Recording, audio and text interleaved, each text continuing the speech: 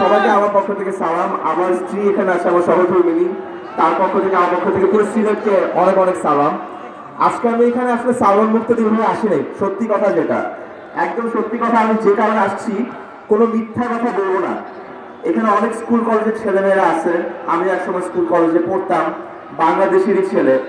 কিন্তু আস্তে আস্তে যেটা হয় কি, দেশে যখন অনেক দুর্নীতি হয়, অনেক রকমের সিস্টেমের অপব্যবহার হয়, তখন আমাদের মতো তরুণরা কি করি, আমাদের একটা অনিচ্ছা চলে আসে, তাই না, যে আমরা দেশ ছেড়ে চলে যাব। তা আমাদের একটা এরকম মাঝখানে আসছে যে আমি আর দেশে থাকবো না, ইচ্ছা করে না, দেশে কোনো ভালো লিডার নাই, কি থাকবো নাকি চলে যাবো, কি তাই না, থাকা তো উচিত, তো কেন থাকবো। কিন্তু হঠাৎ করে যখন দেখলাম যে ব্যারিস্টার সুমন ভাই, এখন তো ব্যারিস্টার না, এমপি সুমন ভাই হয়ে গেছে, তো তখন দেখলাম যে একটা ভালো লিডার থাকবে, সত্যি কথা একদম মন থেকে বলতেছি।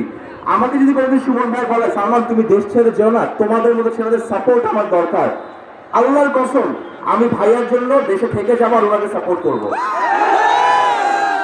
তো আমি এখন কথা হচ্ছে, আমি যদি এখন আমার জীবনে সব ইচ্ছা পূরণ করে ফেলি, আমি যদি আজকে সালমান মুক্তাদি ভাই, যে পাশে আফ্রিদি আছে, ও কি পারে না আজকে রাতে একটা ফ্লাইট ধরে লন্ডন চলে যেতে, পারে না?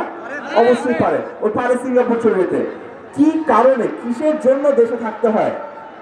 যদি যদি ক্ষমতা থাকে, যদি ইচ্ছা থাকে, দেশে থেকে, দেশের যে কোনো প্রান্তে থেকে দেশের জন্য করা যায় নাকি না? তাহলে তোমরা পারবা নাকি না? পারবে?